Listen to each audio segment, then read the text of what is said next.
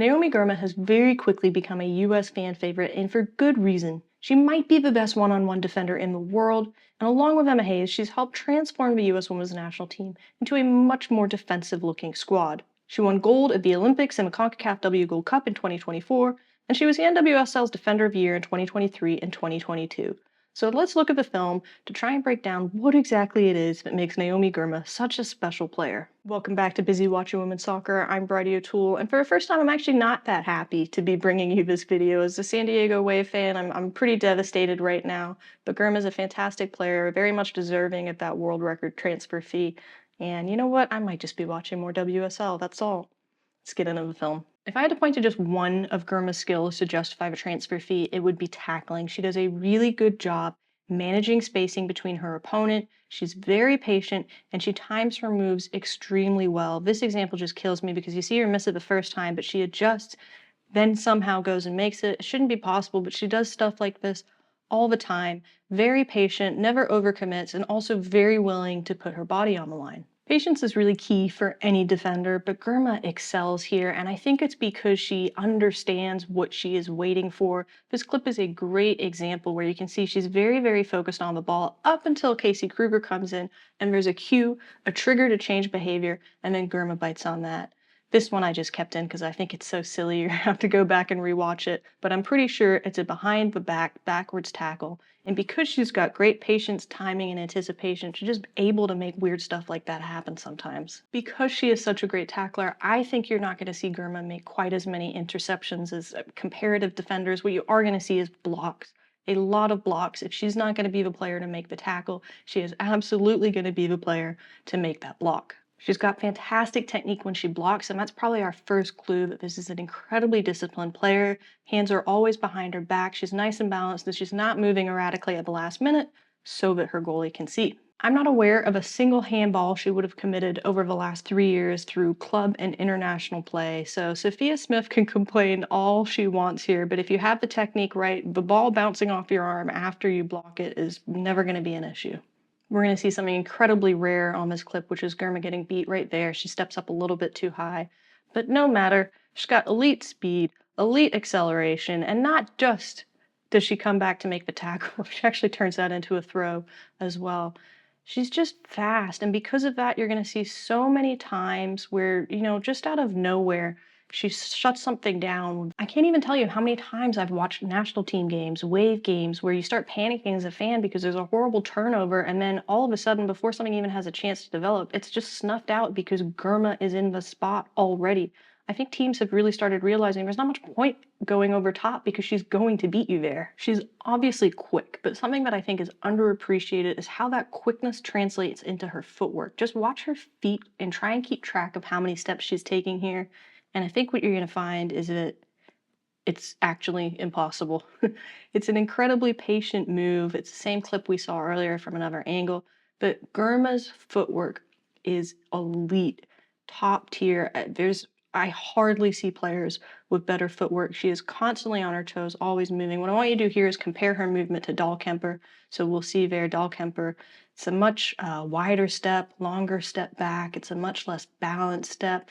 Whereas when you see Girma, almost always got her feet under her shoulders, almost always bouncing on her toes. She's just ready to react for every situation. And I highly, highly encourage you, next time you watch Girma play, just keep an eye on her feet because it is absolutely magnificent. There's very few players in the world with better footwork than her. The systems Girma has played in this year haven't been particularly demanding of her offensively, but I do think she has a lot to offer there. One of the first things you're going to notice when she's on your team is she just saves possession out of nowhere all the time. She's very, very quick to work from the back of the structure to repossess the ball in these transition moments. It is a really fantastic quality to have. This is one of my favorite plays because I think it demonstrates her awareness so well. We have the transition moment there, and then at the back of the structure, good read and anticipation from Girma to go collect the ball. But here's the thing, this comes after she'd had her first national team goal. She had a 2.5 goal game against Iceland. She's obviously a little bit keen to stay up in the attack, but here things go really great understanding of where the ball is going, how she still has to help contribute on defense, potential holes. It's just good stuff.